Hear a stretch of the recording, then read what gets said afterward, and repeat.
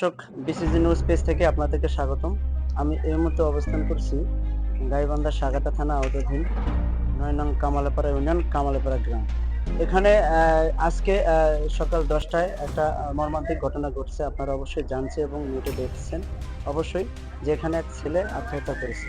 আসলে কেন আত্মহত্যা করেছে আমরা জানার জন্য এখানে উপস্থিত হয়েছি এবং তার আত্মীয়-স্বজনের সাথে কথা বলবো। ঢাকায় থাকে, ঢাকায় থাকে। চাকরি করে। সে ১০ জন আসছে। ২ তারিখ ১ তারিখে আসছে ঢাকা থেকে। একাই থাকে।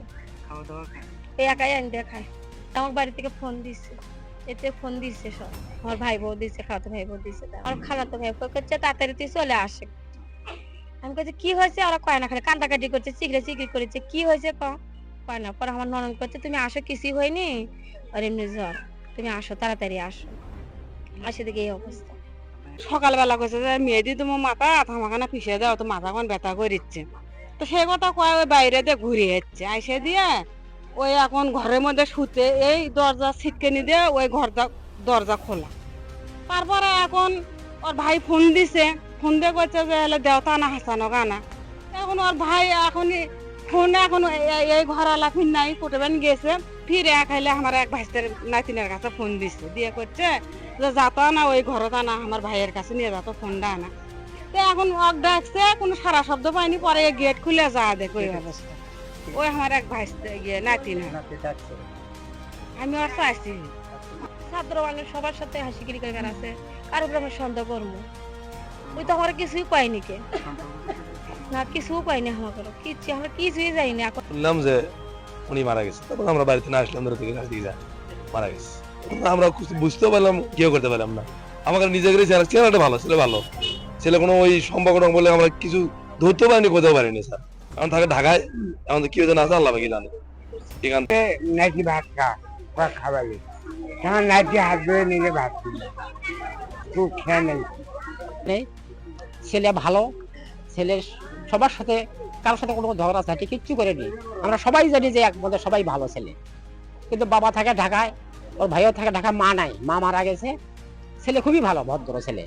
এই ছেলে যে মারা গেল, আমার যে ছেলে মারা গেল না, তাতে শাসন করলাম হেনে, তাতে দিনের মধ্যে দেশের মধ্যে আড়িলে চলপল কোনো ঘটনা করলেও হেনে না।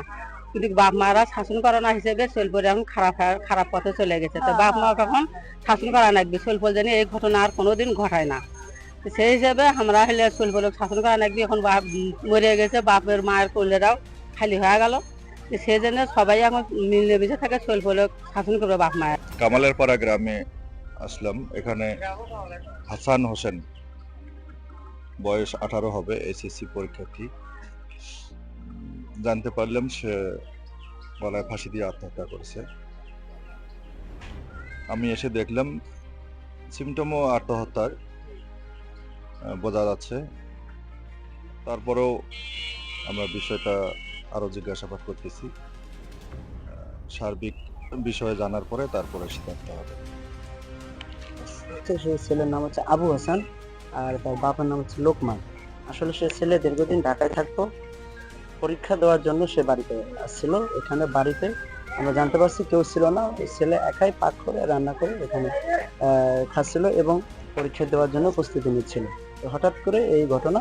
তো যেদিন ছেলেটা ফার্স্ট দিয়েছে, ওর যে বন্ধু সে এসে দেখে যে এখানে গলায় দড়ি দিয়েছে। তারপরে অনেক লোকজন আসে, দেখে যে সে গলায় দড়ি দিয়েছে। তো আসুন আমরা আরো বিস্তারিত জানবো, তো আমার সঙ্গে থাকুন। আপনারা দেখতে পাচ্ছেন আমার পিছনে সামনে দেখুন, সামনে দেখেন এই যে হাজারো উচ্ছেদ জনতা, তারা ভিড় করছে দেখার জন্য। তো আমরা এখানে আপনাদের আরো দেখানোর চেষ্টা করছি। আর যে ছেলেটা আত্মহত্যা করছে তার লাশ এখানে, তার আমরা দেখাতে পারবো না লাশটা, ফেসবুকে অনেক বিধিমালা আছে এই কারণে। তো দেখতে পাচ্ছেন এখানে উচ্ছেদ জনতা।